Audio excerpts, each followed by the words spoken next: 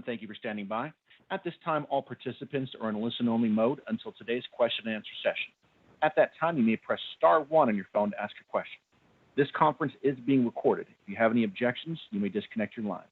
I would now like to turn the conference over to Laura Bleacher. Thank you. You may begin.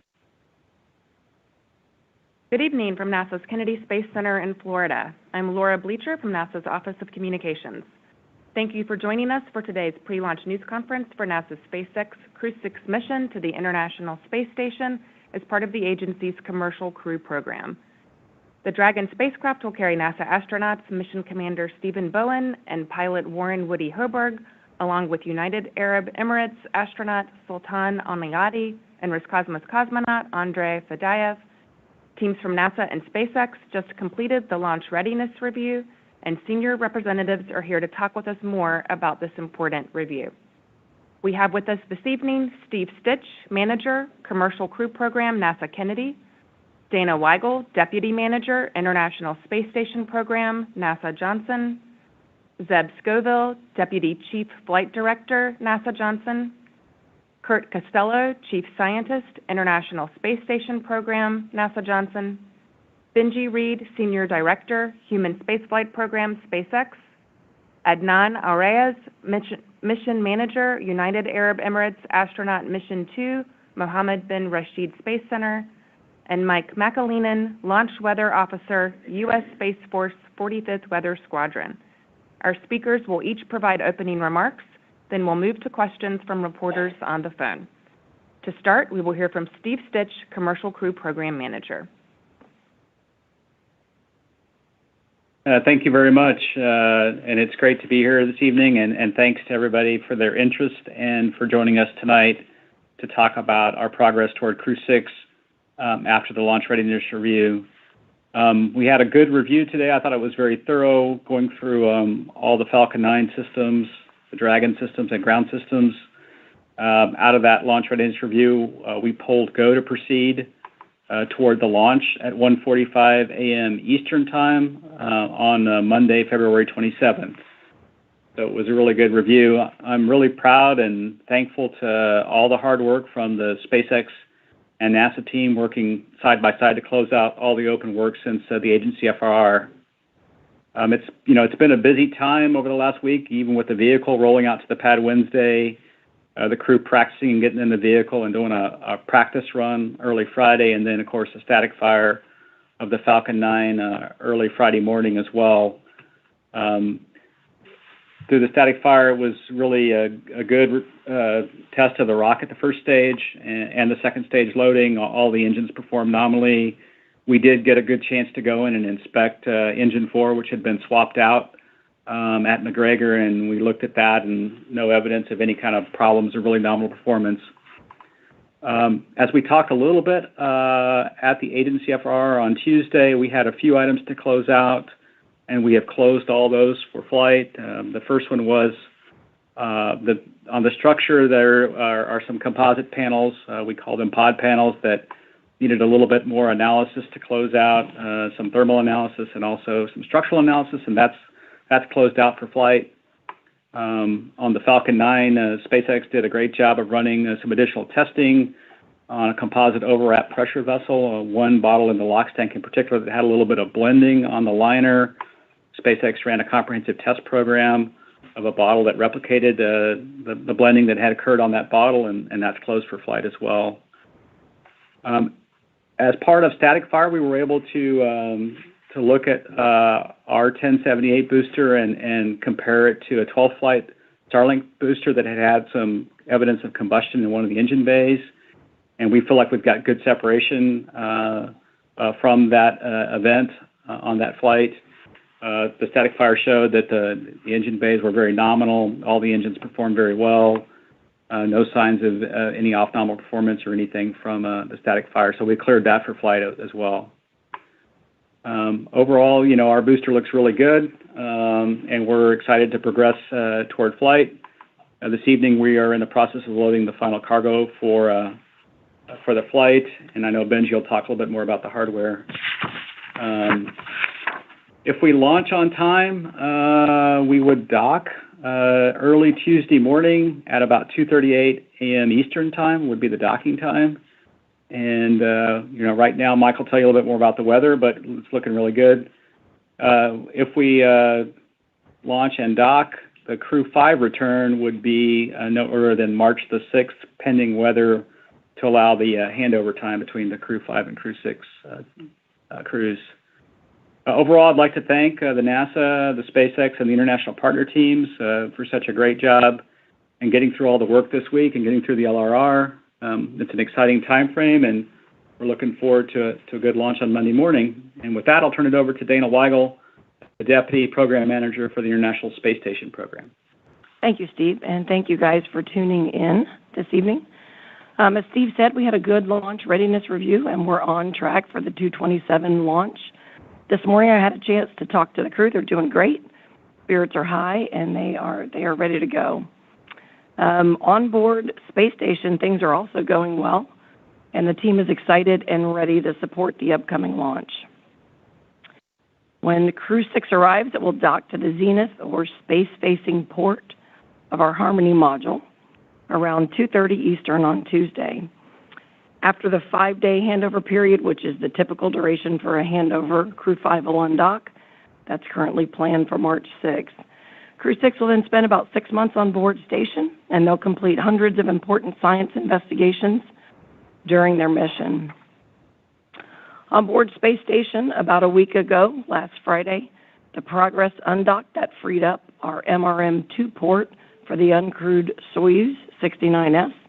That Soyuz spacecraft launched on Thursday, February 23rd, and earlier this evening, it docked around 7:58 p.m. Eastern Time. Because there were so many activities ongoing over with Roscosmos in their control center, they were not able to join us today for this briefing. Let's see, following Crew-5 departure, we have a number of cargo vehicles and crewed missions planned throughout the spring and early summer. In mid-March, we'll have the SpaceX 27 cargo mission. Then in April, we'll have the Northrop Grumman 19 cargo mission. Mid to late April, we'll see the Boeing crewed flight test. And then in May, the Axiom 2 private astronaut mission. We're really proud of the entire team for all the hard work they've done to get us to this point and to get Crew-6 ready to fly and to get Space Station ready to receive Crew-6. We are looking forward to seeing another truly international crew collaborating and completing a mission together aboard the Space Station with the first time ever long-duration UAE crew member on board with us. Thanks again for tuning in, and with that, I will hand it over to Zeb Scoville. Okay, thank you very much, Dana. Good evening, and I just want to express my excitement for the upcoming launch and mission ahead for Crew-6. I talked to the crew after they arrived on Tuesday. They're in great spirits, and they are very much ready to go. After arriving, they've had some time in crew quarters and then participated in a dry dress Thursday night into Friday morning. During that, they got a chance to go through all of their dress rehearsal for the pre-launch activities, got to strapped into the great Crew Dragon Endeavor, and go through the pre-flight checks involving lead checks, and those were all extremely successful. The crew spent the day today doing some routine medical checks and final briefings with management. Then tomorrow they'll be waking up around 9:30 in the morning, having some time with family, and enjoying a good lunch of butter lemon chicken before getting a little bit of rest, and waking up and getting ready to go into space. So the procedures are ready to go. The flight control team is ready to go. The weather is looking great, as Steve mentioned, for an early Monday morning launch. On board the space station, the crew just welcomed the Soyuz. They've been busy with a lot of experiments. It's going to be definitely a full house with 11 crew members on board. So they're making sure that all the guest rooms and sleeping compartments are ready to go, and we'll be filling crew members out in both the GEM and Crew Dragon and Columbus modules for extra sleeping space there. So all in all crews on planet Earth and in space are doing well and looking forward to a great mission. With that, I'll hand it over to Kirt. Thanks, Zeb. Crew-6 brings a new international crew of 4 to help perform many of the 222 investigations during their 6-month stay on the International Space Station. Many of the investigations come from our human research programs and focus on astronaut health risks in such areas as altered immune system response to the spaceflight environment. This is the European Space Agency's immunity assay investigation. Spaceflight-associated neuroocular syndrome, or SANS. This is the iSafe investigation. And vascular aging, looking at the spaceflight environment and its effects on the vascular system. Our crew members will also be participating in a number of ISS national laboratory experiments in the Tissue Chips program. This program, sponsored by the National Institutes of Health National Center for Advancing Translational Science, will be represented by Cardinal Heart 2 from Stanford University and Engineered Heart Tissues 2 from Johns Hopkins University. They will be looking at heart tissue microphysiological systems to test therapeutics that may be protective against the stresses of spaceflight. The crew will also be conducting fire safety investigations in the solid fuel ignition and extinction experiment. This investigation, known as SOFI, burns solid fuels under relevant spaceflight conditions to understand how we can efficiently extinguish spacecraft fires. And last but not least, the crew will be taking some samples on the outside of the space station in the ISS External Microorganisms Study to help us better understand how bacterial and fungal populations of our spacecraft can persist outside the vehicle. The study will inform us for future planetary protection initiatives when we travel to Mars. Over to Benji Reed. Thank you, Kirt. First of all, good evening, and as always, it's an honor to be here and an honor to be part of this great endeavor of human spaceflight. It's an exciting time overall, human spaceflight, and it's core to our mission as a company as we endeavor ourselves to make life multiplanetary with our great partners, NASA and many others. As always, part of human spaceflight is ensuring safety and reliability, and the crew's safety and health is our top priority. Crew-6 is on target, as Steve mentioned, for tomorrow night, or technically Monday morning at 1:45 a.m. Eastern. The vehicles are healthy. They're on the pad. We had a full rehearsal, what we call our dry dress rehearsal. We completed that the night before last, and we have had a good static fire at the end of that dry dress rehearsal. No significant issues were seen. Overall clean vehicles and good ground systems ready to go. Fundamentally, we're ready for launch. We are monitoring the weather, and so far that's looking good. This is Dragon Endeavor's 4th flight. Previously, we have flown Demo 2 with Bob and Doug. Hard to believe that we're already up to Crew-6, the 6th operational mission of Dragon for space station missions, just in these few short years since we flew Demo 2. After that, Endeavor flew Crew-2 for NASA, and it also flew the first commercial Dragon mission to space station, Axiom 1. This will be the first flight of the Falcon 9. This is our booster 1078. And as I think everybody knows, the Commander Stephen Bowen, we're looking forward to flying him and 4 new folks who have never flown before in general, nor on a Dragon, Woody and Andre and Sultan. It's an honor always to be able to fly another cosmonaut, and for the first time to fly a UAE partner.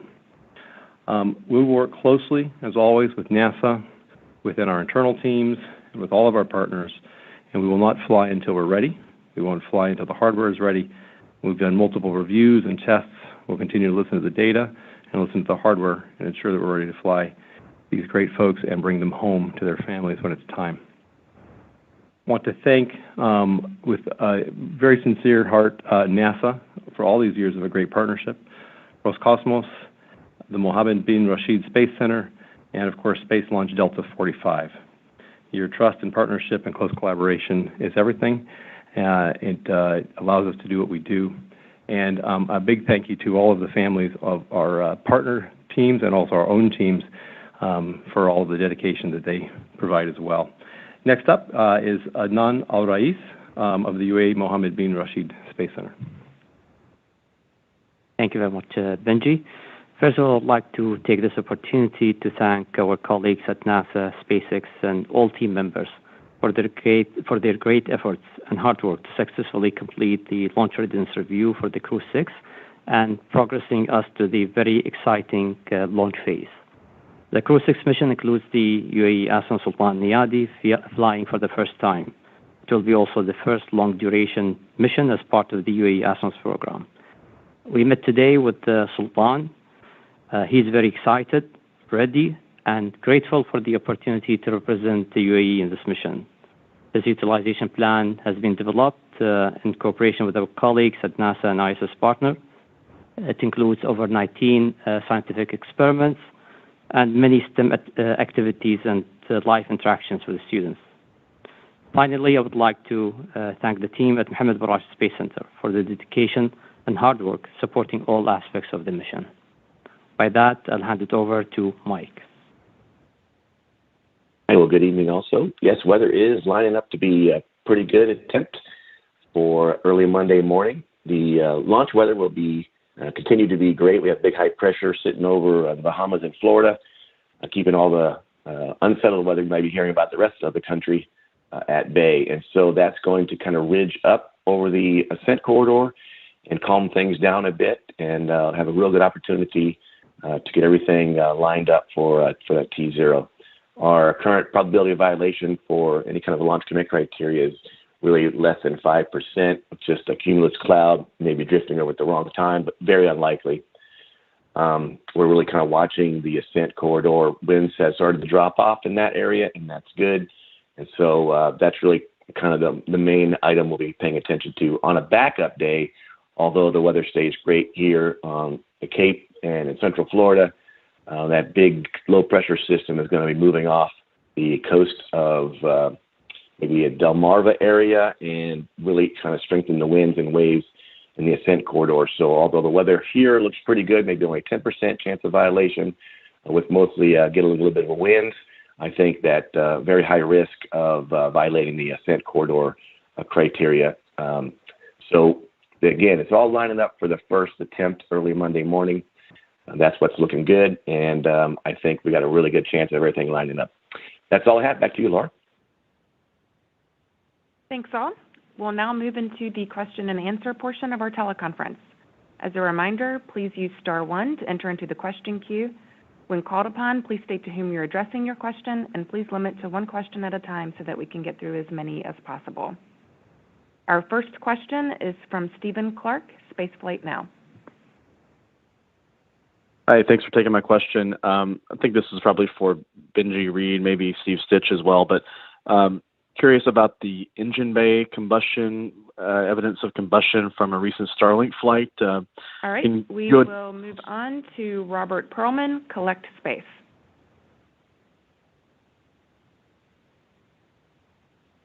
I'm sorry, Stephen Clark was speaking. I'm not sure if you heard his line.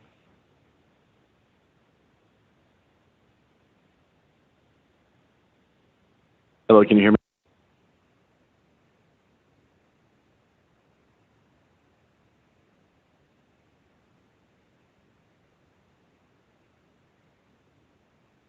Reminder, if you have a question, please enter *1 to enter into the queue. Yes, can you hear me? This is the operator.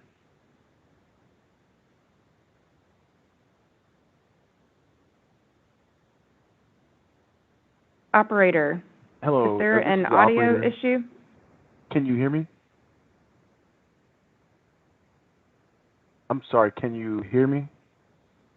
Okay, Operator, we cannot hear you nor any of the questions.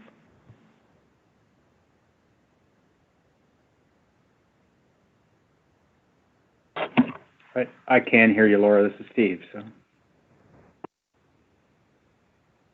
Great. Thanks, Steve. Folks on the line, thank you for your patience. Please stand by while we try and address this audio issue.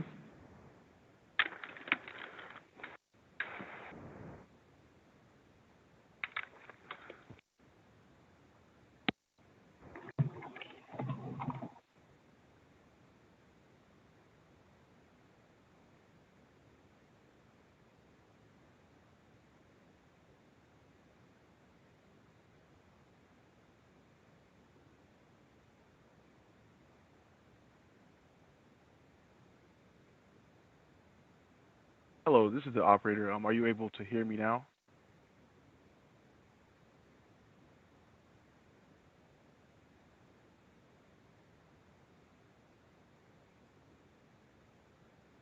Hello, this is the operator. Are you able to hear me now?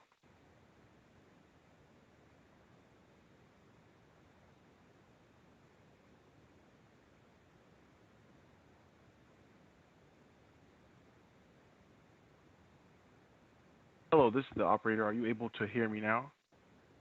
Yes, we can hear you now.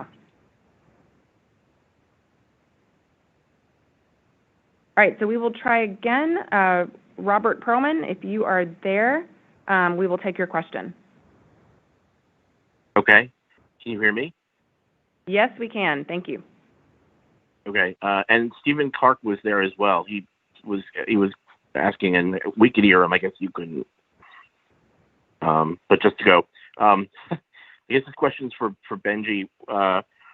We saw during the launch rehearsal that there's a new set of crew transport vehicles, Teslas, to take the crew out to the pad.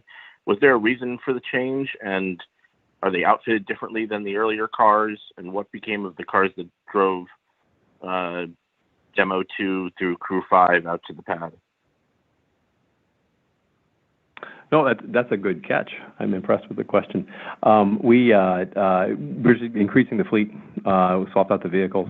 Bottom line is that, we've got lots of launches that we're planning to do, and we're looking to fly lots more Dragons. So our ability to transport crew to the pad, we always want to have a good fleet of vehicles for that as well. Thank you. Our next question will be from Stephen Clark, Spaceflight Now. Hi, thanks for taking my question. I think this is probably for Benji or perhaps Steve Stich, since he brought it up at the front of the briefing. Curious about the evidence of engine bay combustion on the recent Starlink flight. What did you see when you recovered the booster that gave you that indication? Was there a fire or engine failure of any kind, or is this just something where you saw something that you haven't seen before and you wanted to look at it?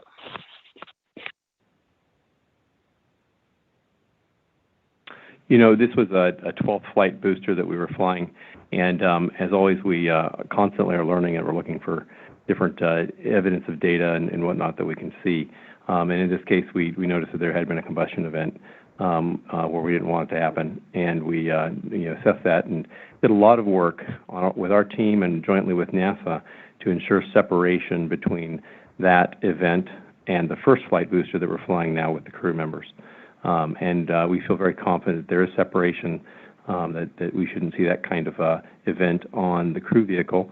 We also were watching very closely as we went through static fire the night before last, and we didn't see any evidence either there. Thank you. Our next question will be from Bill Harwood, CBS News. Hey, thank you very much. Also for Benji, just to follow up quickly on Stephen's question, I mean, when you say there's a combustion event, what does that mean? Was there open flame in the bay? Did something rupture? Where did the fire come from? And also, if you guys get off on Monday morning, are you still planning 2 flights, one from the Cape, one from Vandenberg, so we'd have 3 flights in one day? Is that still the plan? Thanks. Thank you, Bill, for the question. Yeah, I mean, you see a fire where a combustion event means that something's combusting. So yeah, there's a fire that you can see where there shouldn't have been one. You see the evidence of that, I should say.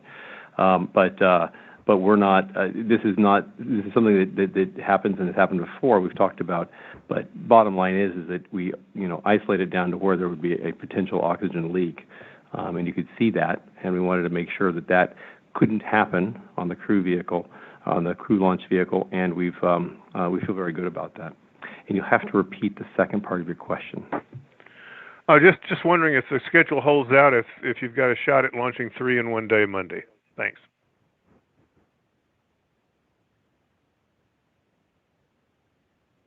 Yeah, no, we've been looking at our launch rate over the last. We hit our 60 flight target last year, and we're aiming for 100 flights this year, and in order to do that, we have to be able to have multiple operations in flow at the same time. So we're excited to see how this plays out and see if we are able to launch that many in a row in that quick of a time period. As you know, we made some attempts at that at other times in the recent past. But above all, the priority is the crew flight, crew safety, and also meeting our obligations to ensure the crew rotation on the space station. So that will always take precedent over any of the other flights. Thanks. And Benji, I'd like to add a couple things on the Engine 9 event on the Starlink flight, where SpaceX went in and did a lot of inspections on that vehicle. We did see some flashes. SpaceX has great imagery inside the bays, and so we went and looked at that vehicle. SpaceX team leak checked multiple joints looking for evidence of some kind of oxygen leak, which could have provided some event in that engine bay. It's also a 12-flight booster, so that boot that around the Engine 9 area had been flying for all those flights, and so it could have a little leakage of combustion products back into the bay. And so what we did to have separation from our vehicle is we went in, we have a brand new engine boot, first flight on our vehicle. We confirmed during the static fire operation that we didn't have any leaks. We monitored the oxygen levels in each of the engine bays and the octaweb.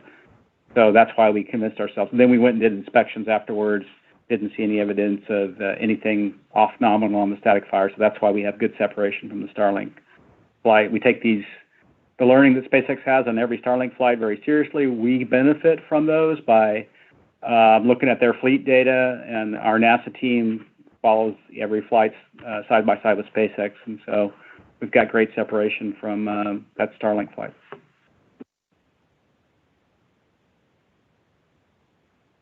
It looks like we have one more question in the queue. As a reminder, if you would like to get into the queue, please press *1. Next, we will hear from Marcia Smith, spacepolicyonline.com. Thanks so much.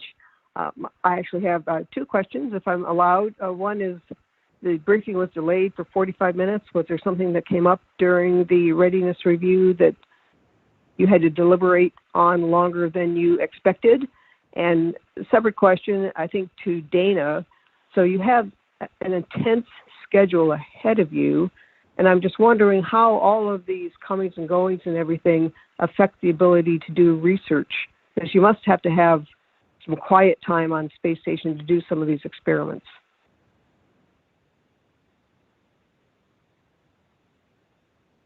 Guess I could take the first question.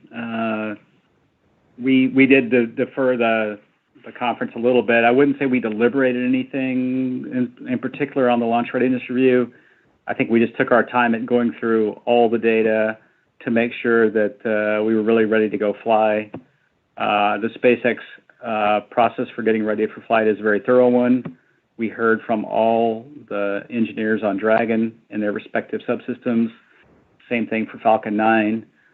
We did take a little extra time, I would say, on one of the vehicles on Capsule 207.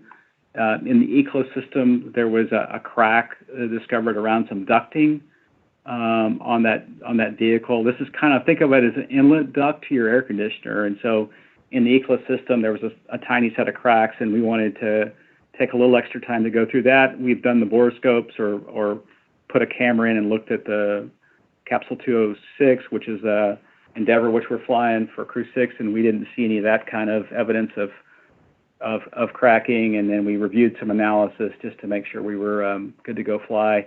One of the benefits that I think we get with SpaceX is they're flying lots of vehicles and prepping lots of vehicles. And so from my experience, it really helps make all of our flights a little more safe, because we get benefit of all the Falcon 9 flights and all the Dragon flights. And we look at all the vehicles, and then we can make sure that we're really ready to go fly. And I'll let Dana answer the second part. All right, thank you, Steve. Let's see, it really depends on the vehicle type. So the different vehicles kind of have different mission profiles, and so they affect research differently. SpaceX 27 that I mentioned that comes up in mid-March is mostly a research mission. So by and large, our SpaceX cargo vehicles carry a hefty amount of research. It's a really busy time for the crew. It's pretty intensive with research on board. and that's because the SpaceX vehicle presents an opportunity to fly up hardware and then 30 days later fly back down samples and results. So that's a really busy time for research for us. The NG vehicles tend to be a little more heavily weighted towards classic resupply, food and water. But again, they still do bring up new research for us. And so these cargo missions we have are really key to resupplying what we need, not just for the crew and the vehicle, but also for research needs. Of course, the Boeing, crewed flight test is very much focused on that vehicle and testing that vehicle out. But the private astronaut mission that follows that, they bring up their own set of research. So in addition to the research our crews are doing, they actually have their own set of research they're doing. So it varies by crew, and certainly the vehicles coming and going has a little bit of logistics with it, but at the same time, it's what presents us with the new opportunities and the new research that's brought on board. Our next question will be from Irene Klotz, Aviation Week. Thanks very much. I have two questions, and I'd like to ask them separate, if that's okay. The first pair is for Dana. I just wanted to know if NASA is content with the Roscosmos explanation of the MS-22 and Progress MS-21 spacecraft damage causes due to external events, and if NASA's requested any additional inspections or any additional shielding or any other measures before additional missions would be flown.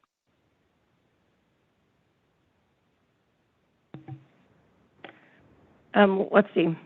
In terms of Roscosmos' efforts in the investigation, it's still an ongoing assessment. They're still taking a really close look at all of the information they have on both spacecrafts to try to understand if there's any common cause or anything else that could have been a causal factor in having those two radiator panel leaks. They are sharing the information with us. One of the things that's a challenge for them is that part of the spacecraft for the Soyuz doesn't come home. It's jettisoned, and so only the crew capsule comes home, so you can't actually get that part of the spacecraft to take a look at it. And so just like our investigations here at NASA, when you have a situation like that, it tends to take a bit longer to really assess and look through everything. I will tell you that for the spacecraft that just flew and docked this evening, the Soyuz, they did take another look at it. They inspected it. They looked at the radiators, the solar rays, so they couldn't find anything at all anomalous, but that doesn't mean they're done investigating. So they'll continue looking at it, and they'll share with us as they go along the way. Thanks, Dana. The other questions are for Benji. Can you just provide a little detail about what caused that combustion event? And if I just want to make sure I'm not making an assumption when you say that there's separation between that and the new booster for Crew-6. What exactly do you mean by that? Sure, no, and that's fair. And I think Steve Stich actually gave a pretty good answer as well, right? I mean, the bottom line is that, there are goods, pieces of the vehicle that are very different when you're going from a 12th flight booster to an early flight booster. Like in this case, Crew-6 is a first flight booster. So, we've inspected the boots on the Crew-6 vehicle, the protective boots, and we think that that's part of the cause of what happened on the fire that we saw on the Starlink booster, the 12th flight booster there. And really, what happens is when you have a combustion event, you've got some oxygen that's leaked, and you see, a flash of something, and you go, okay, what is that? How did that happen? Where did it come from? So you use all the data that you have, whether it's video or whatever else, and you get in there and you figure out where, to the best of your ability, where it came from. And then when you're trying to do separation across your entire fleet, you go and you look, okay, do I have any potential for that kind of leak in those other areas and those other boosters? Do I see it when I'm doing all the testing? You got to recall that we do a lot of testing of these boosters, particularly on this crew vehicle that we just did the static fire on.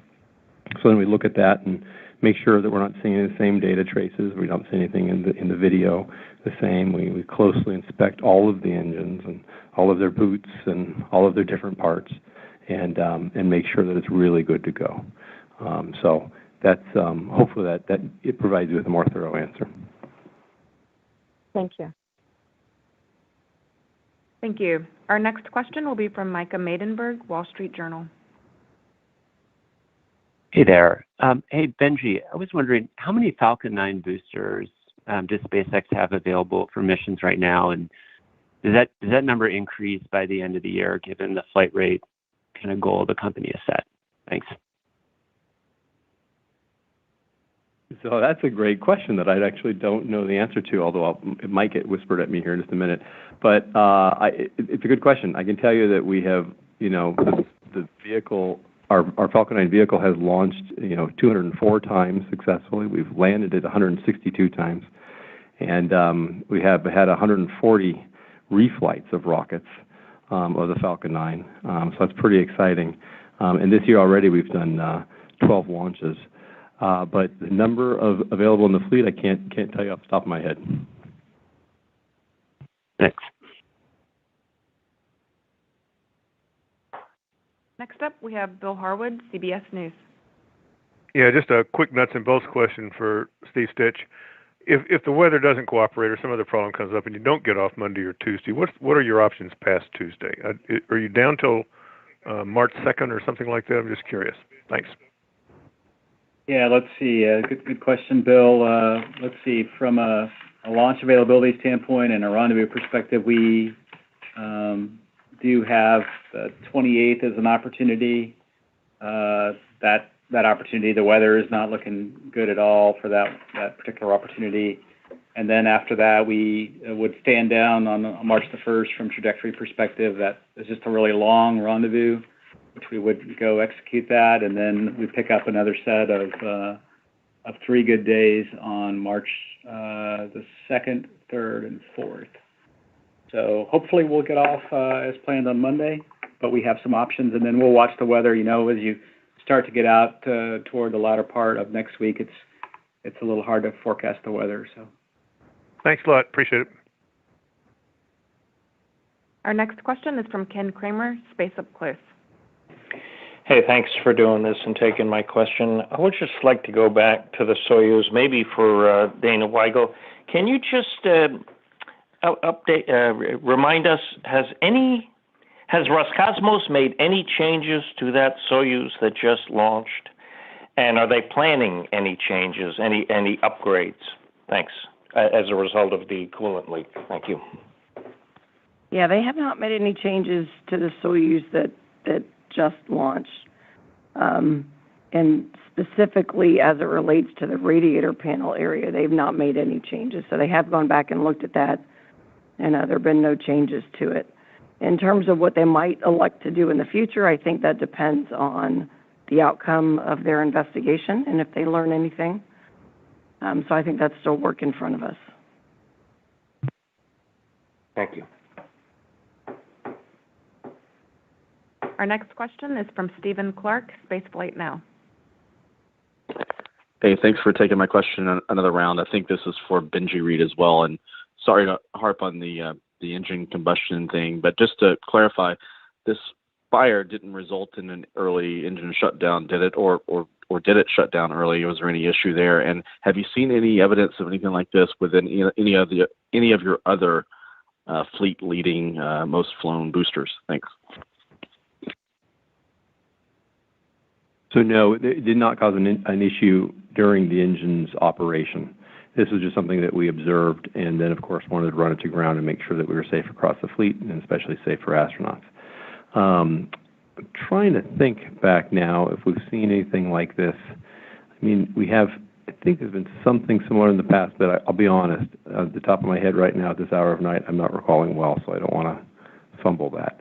But nothing significant. Like, as we move through these, high count boosters, it's pretty exciting actually, that we can, be able to fly boosters so many times. It's a very, rigorous environment. It's a tough environment to go through for a piece of hardware, and rockets are one of the most complicated and advanced machines in the world, built by humans. And so it's incredible to see these vehicles in their complexity go through these kinds of environments, both for launch, and of course these rockets come back through and go through reentry and landing. So I'm always very excited to watch as we push the boundary on these flight counts. But we do it very carefully. We do it, again, looking at all the data and trying to understand it and how it applies back to the fleet. And I think it's a really key point, too. Like, we don't look at this issue, as we call it, the combustion event, or this, the fire that we saw. This isn't a bad thing, per se, right? It's a learning opportunity. It's what lets us ensure that we can fly Crew safer. It's what it lets us ensure that we can fly all of our payloads safer and go to that, take it to that next limit, and hopefully hit our 100 flights this year. So it really is a good thing, and we're careful about how we do it and how we learn these lessons, but we definitely apply them back to the rest of the fleet. And I would add one thing to what Benji said relative to our flights for Crew. We are certified for only 5 flights, and we've flown a couple of boosters on a second flight and 1 fourth flight. And so what we have done on the NASA side is sort of step back and stay away from the high flight rate boosters from a Crew perspective. And then I would also say from a Crew booster perspective, there's additional inspections, additional refurbishments on things like engine boots that happen on our vehicles that don't always happen on a Starlink flight. And so I think we have good separation for lots of different reasons. Seeing no more questions in the queue, we'll go ahead and wrap things up. Thank you for calling in, and thank you once again to our speakers for taking time out of your busy pre-launch schedules to talk to us about this important mission. NASA TV coverage for Crew-6 begins Sunday, February 26th at 10:15 p.m. Eastern Standard Time, with liftoff scheduled for Monday, February 27th at 1:45 a.m. Stay tuned to nasa.gov for launch updates. Go Crew-6, and have a good evening. Thank you for your participation in today's conference. You may now disconnect at this time.